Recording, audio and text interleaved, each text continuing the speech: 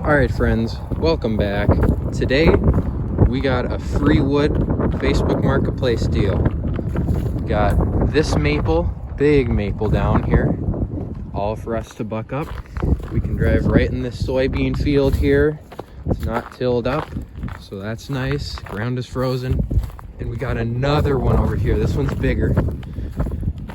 And boy, I don't know how I'm gonna get some of these rounds up here. I don't know if I can split those big ones or if I'm gonna have to bring the splitter over here.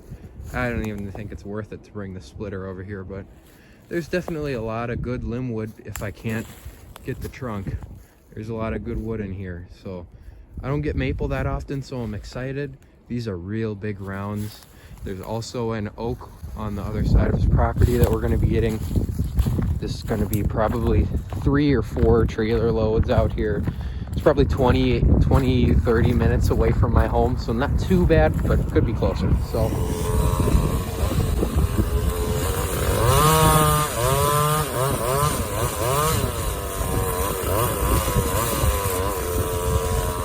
all right, I know the saw is lean. I can't find a screwdriver small and long enough to be able to tune it, to be able to get far enough into the saw. So next time you see me run the saw after this video, I promise it'll be done. So just listen to it for a bit longer and then it'll be sounding good again.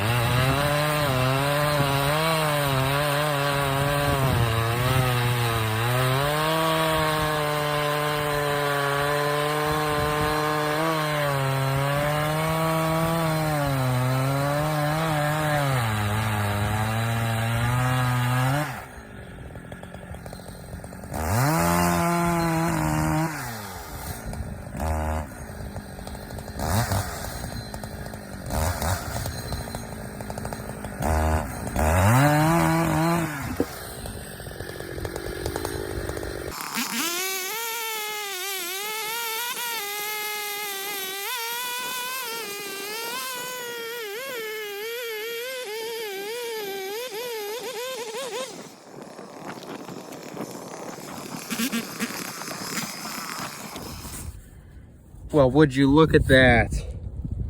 I didn't even notice the chain get dull. That's crazy. All right, there it is. We got it. Man, that was a heavy load. These are all soaking wet, still super heavy. Tree was alive when it came down. So, some nice firewood here, nice straight grain pieces here. I don't think I can do vertical position on the log splitter though. So these are gonna be hard to lift up on there. Or I might just have to whack them with the axe, but these are nice. All right, friends, I got the rounds down here and I tried splitting one of them open with the 6-pound maul and it just came right apart. So I quartered all of them up. We got the splitter warming up. We're gonna get some of these split up right here. This stuff, I mean, it splits okay. It's not as good as red oak, but it split better than I thought it would. Probably just the same as that barkless maple from the tree service load, but this stuff is a little more wet and the bark is still on it, obviously. But it's got the same coloration, so I know it's the same species of maple. I think it's silver maple. I don't know. If someone can tell me, there's the bark, and there's the grain. It gets that like little reddish color and then the white on the outside. But enough talking, we're gonna get split and here we go.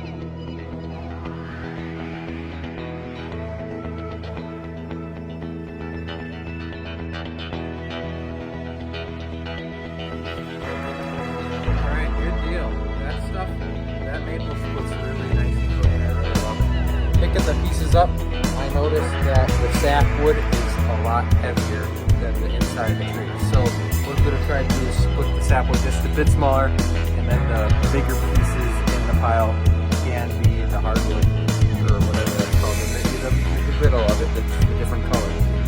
So There we go. We got just a little off the pile. I'm doing this on my free hour at school, so I got to get right back to school and then heading out to cut some more of this. So we'll be back when I'm doing that. All right, friends, we're back. We got this big maple behind us.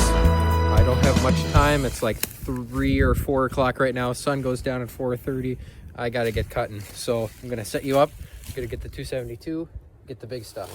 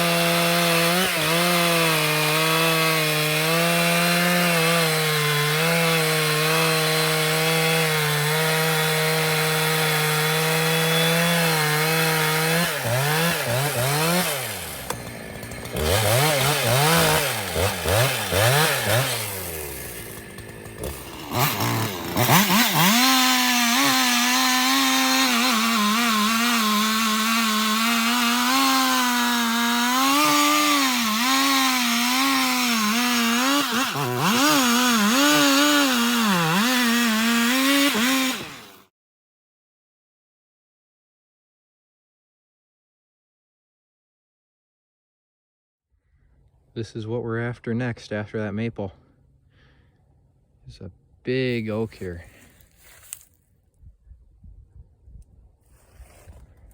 Not sure if it's white oak or red oak, but we'll have to see. It's a big one. That's some tough wood in there. That looks gnarly.